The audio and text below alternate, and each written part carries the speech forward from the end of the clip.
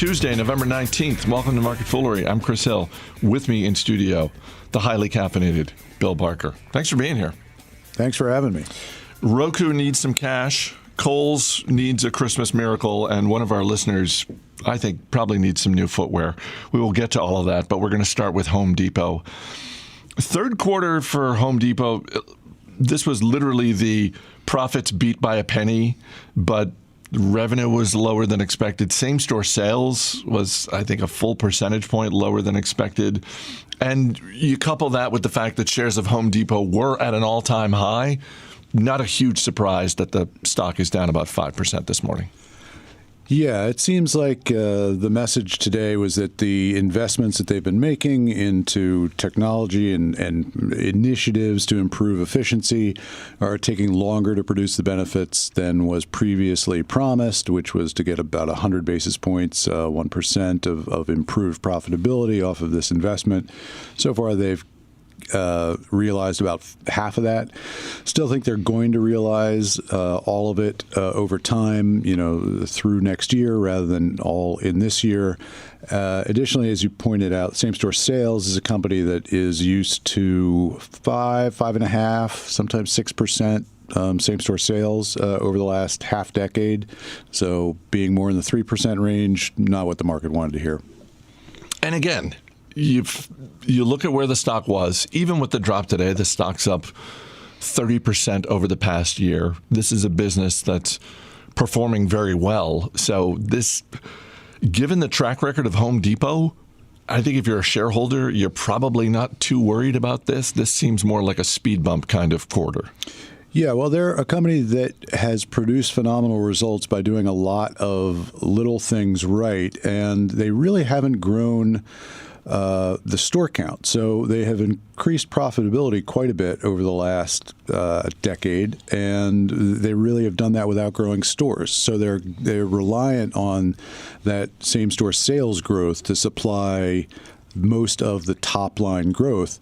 They're really not opening up new stores and getting more people to come in, charging them a little bit more, and then improving on the margins. And as I mentioned, the same-store sales is a little bit less than we've come to expect, and the margins are not improving at the rate that they indicated they expected to do so. And additionally, a couple of other problems.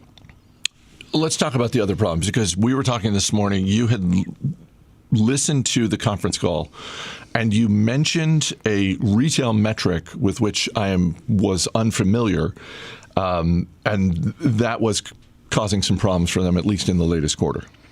Yes. Shrinkage. Shrinkage? Shrink. Yeah. Shrinkage. Shrink. Yeah. So you mentioned that, they talked on the call about one of their problems this quarter was shrink. Both terms are acceptable. Right, and I was like, what is that? That is the amount that a store loses to disappearing merchandise that it does not charge money for. And it's also known as employee theft? Not only employee theft, until regular theft. Usually shoplifting. Historically, shoplifting has been the greatest chunk of this. And you can get estimates that across the retail industry, stores lose about 2% of their goods through sort of 5 different avenues. 1, shoplifting. 2, employee theft. 3 is, I think, sort of bad paperwork. And 4 is, I think, the things failed to be delivered that were supposed to be delivered, and then there's like the mystery bucket of like everything that they can't explain. Or just, I can imagine certainly I've experienced this in grocery stores, and I imagine it happens in places like Home Depot and Lowe's as well, where you hear a crash and something has broken. So, merchandise that is broken before it has been purchased, that probably contributes to shrink as well. Yeah. So shrink is, I think they lost about 31 basis points, about, a third of a percent over expectations in the most recent quarter. And it's been trending in the wrong direction. And they were asked on the conference call, since they brought it up, that this was the major contributor to the miss on the margins for the quarter. What's going on with that? Is that employee or other employee? And management ascribed it to They didn't really point the finger at any individual or a group, but they referred to it as a large chunk of it being malicious. You know, rather than mistaken shoplifting or employee theft, I guess. It would have been great. The benign categories. This person's hungry, so it's okay. Yeah. It would have been great if they had just named one employee in particular. Dave. Yeah, we're not sure, but we're pretty sure it's Bryce. Yeah, he works in Atlanta, and so there was the categorization wasn't nailed down, and the ways in which the company responding to it were not set forth, but they said they've got initiatives. Well, yeah, and I mean, I think that's perfectly reasonable that they would not necessarily outline, here's the ways in which we're going to cut down on employee theft. Why make that public? No. And they didn't specify that it had to be employees. Look, every retail operation of any size, and certainly the size of Home Depot, knows that's part of the business. So whether it's employees, whether it's shoplifting, whether it's your suppliers not giving you everything that was supposed to be in a shipment, whatever it is. So they've got top men working on it. They should be fine then. That always works out. Yeah. Shares of Kohl's down 18% this morning after third quarter profits and revenue came in lower than expected. Kohl's also cut guidance for the full fiscal year. Boy, they look like they're in trouble. It's amazing to me that Kohl's is still a $7.5 billion company. This is a long, slow, crash, I guess. It's really, so they maintain about the same level of sales. They're doing about $18.8 billion over the last 12 months. You compare that to, 15, 16 billion, 2007, 2008. So really, they've opened a few more stores. They've increased their sales online, but the number of people coming into a Kohl's dwindles all the time. And what they have done in response to that is buy back a lot of their shares, increase their dividend, but the bottom line is not really improving. Even with the rather significant number of shares that they've bought back over the last decade, they're basically just treading water on the earnings per share, what they've done since a decade ago. It's pretty remarkable that we just got done talking about Home Depot, which has methodically improved its profitability while not really increasing its store count. And you have Kohl's that is floundering, and some of their new locations may work out, but it seems like they need a complete overhaul if they're going to survive. Well, they're getting more direct competition from Amazon. Of course, a lot of Home Depot's goods can be acquired from Amazon, but tend to be things that people are more likely to go to, maybe because of the success of Home Depot and getting people to think this way. People go to Home Depot. Kohl's, people go to Kohl's, but they go more to the competition. And whether that's Amazon, and Kohl's has increased its internet presence, but really that's really just helping them tread water, buying back the shares, increasing their dividend. After today's decline in the share price, it's yielding about 5%, which might be attractive to some portfolio managers that need some dividend, in their portfolio. But you don't look at this and say this is a story that is likely to get better over time. Also, we have a nominee for Corporate Euphemism of the Year because when talking about their pricing strategy, someone on the call for Kohl's said, we leaned into our value equation, which I'm pretty sure means, we cut prices. Yeah, we sent some coupons out. It's like you leaned into your value equation. Just come on. Boy, that sounds like you really thought that one out. Was it more than discounting and coupons? No, it was more. Not more of them than really. usual. We leaned into those things. Roku announced a plan to sell up to 1 million shares of stock Roku said they plan to use the money to cover operating expenses, capital expenditures, and to throw a really big party in Las Vegas. Okay, not the third one, but certainly the first two. And this, not surprisingly, shares of Roku down on the news. Yeah, they're issuing 1 million shares or up to 1 million shares. They're not saying exactly when, but I would think sooner rather than later, given that this is a smart move from a capital allocation standpoint. The stock is up over 400% for the year, taking advantage of a much more expensive stock.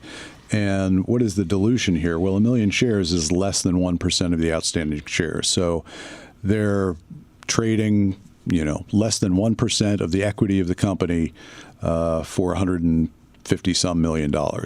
And I say that's probably a good trade. Good move. Yeah. I think it gives them, whether it's paying down their debt, as they say, there are a whole bunch of things they might use this for. You've added in just partying with it. That wasn't in the press release. Again, if you're Home Depot, why are you announcing this is our plan to stop employee theft? If you're Roku, why would you publicly announce, we're going to throw a really big party? Really good party. Probably the stock goes down more if that's what you say you're doing, right? That's why you don't put it in the press release. It's like that's like 10% down. Yeah. So this is just 3-4% down as of intraday movement so far, and with all the people who are cutting the cord, moving, into additional streaming services, Disney Plus out being, yet another choice with Apple, people are adopting Roku's platform and will continue to do so. And so I think they've got continued growth ahead of them, and this will give them some cash to maybe make some more acquisitions. Our email address is marketfoolery@fool.com. Got an email from Travis Smith who writes, I just finished a 2,192-mile hike of the Appalachian Trail, and this podcast kept me informed on market happenings despite being in the wilderness and mostly disconnected from the outside world. I'm a member of your stock advisor service and love all the great insights everyone at the Motley Fool consistently offers. Thanks for everything.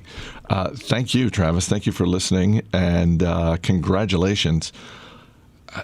Holy cow. Did that ever occur to you? Like, you hear that when it's like, when I graduate from college, I'm going to go on an adventure. I'm going to backpack through Europe. I'm going to hike the Appalachian Trail. That one particular adventure never crossed my mind in any serious way. Yeah. Well, when I was reading A Walk in the Woods by Bill Bryson, great author. Great book. Many good books, that being one of them, and a forgettable movie. A movie which apparently was made. Yeah. I think that's what we can say about the movie. Yes, lends itself more to literature than movie. They probably had to insert some sort of plot into a movie to Wasn't justify that like it was Robert Redford and Nick Nolte, and there was like wacky adventures on hiking the Appalachian Trail? Yeah, it was sort of a mismatched buddy thing. Sure. Probably with a bear at some point. At some point, it's like a bear is going to, rampage through the I thought you campsite. were going to ask, had it ever occurred to me that somebody might listen to this podcast while doing that? And I was thinking that, whereas I wouldn't have thought that, I think that, the dulcet tones of Chris Hill work better for the outdoors than, say, the competition. Like a Jim Cramer, perhaps a little bit more of a jarring experience listening to him while trying to enjoy a walk through the woods, although, usable in many other media, I think. Jim Cramer? He doesn't go with the Appalachian Trail the way you do, is my belief. You don't know what to say. Yeah, I don't know. I don't know how to process that one. Have people ever referred to your dulcet tones before? Not in relation to the Appalachian Trail, no. But congrats to Travis, and hopefully he's got some new shoes, because I got to believe you wear out a couple of pair of hiking boots if you're going the entire trail. You're going 2,000 miles. I mean, our colleague Matt Copenheffer, who I don't know if you spent time with him at our annual meeting last week. Did not get to, no. Spent a little time with Matt. Matt is someone who is a prolific runner, and because he is highly organized, Matt also tracks his pair of running shoes by how many miles he's run on each one. And once he hits a certain point, and I think that point is like maybe 250, 300 miles, that sort of thing, he ditches them, which is, it's like the tread wears out. I'm assuming the hiking boots Travis was rocking were, more durable than your average pair of running shoes. But I'm guessing it wouldn't surprise me if he went through a couple pair. Not if they were LL Beans, right? Right. And by the way, Appalachian Trail, you divert off the path, walk into the original LL Bean in Freeport, Maine. You're like, hi, can you hook me up with some new boots? I got to finish the trail. Yeah. And I get a new pair because you're LL Bean. I'm bringing these in. Yeah. You got to give me some new ones. That's pretty much how that works. Except they've gotten rid of that program. Well, no, it's now like a 1-year thing as opposed to a lifetime. You get ditching your bad customers is a smart business move. Yeah. Always is. By the way, quick shout out to Jared Lind, who is a listener I mentioned back in October when we were talking about overrated, underrated candy. And Jared had mentioned Twin Bing, which is a cherry-flavored nougat wrapped in a chocolate peanut covering that you can get in the Midwest. And I think I'd mentioned on the show, like, we're not anywhere near where this is sold, and he very nicely put a few in a box and sent them. So gonna give those a try after the show today. How far do you think you have to drive from here to get to the Midwest? To get to this candy? The Midwest. Your version of the Midwest. Where do you think you hit it, traveling west from here? Indiana, don't you think? Ooh, I don't think you have to go that far. Ohio? Do we consider Ohio to be in the Midwest? Sure. Okay, not everybody does. Really? What do they consider it? Not the Midwest, the Rust Belt. I don't know, some other part. We're going to get email on this one. They're wrong. It's the Midwest. Real quick, since the last time you and I were in this studio, I believe we were here with a third colleague. Do you want to provide a sneak preview? Because we do have an Apropos of Nothing episode of MarketFoolery coming probably in the next 10 days. A little bit of editing will need to happen to this episode. 10 days of editing? You were, if that's not a preview, I don't know what is. That's why we'll do the editing, because we don't want the listeners to suffer through. Historically, there's very little editing. Sometimes there's little editing, and other times there's a little bit more. But there'll be some editing to this. But is there one thing from the conversation you want to share with the dozens of listeners? Well, as you know, what I found to be the most exciting part of it was my idea for a future offshoot of Apropos of Nothing, which would treat, are we going to go into this? I don't know. I don't know where you're going. Fictional stories? Oh, yeah. A straight-up episode of MarketFoolery. It'd have a little bit of branding around it so that people would know that these weren't real stories, but stories ripped from what should be known to everybody movies, which involve stock, publicly traded companies or stock scandals of some sort or another, and how, if those were real headlines and the facts were in the press that by the end of a movie, how would MarketFoolery cover it? Right. And the example I believe you used was, for anyone familiar with ESPN's documentary series 30 for 30, someone, maybe it's College Humor? College Humor did sort of these short 5 to 7 minute mini 30 for 30s about treating sports movies as though they were actual news events. So, Rocky Balboa ends the Cold War, and then they have Max Kellerman being interviewed and other people who are actors but have actual news people, sports media people talking about these things as though they're real. Yeah, throw up a link or something. I'll put that out on the MarketFoolery. And then shout out to the actual 30 for 30 podcast. And this is the reason why it occurred to me. The 30 for 30 podcast, which is great and sometimes covers 30 for 30 movies, but also does some original audio content, had an episode on the spoofs of itself.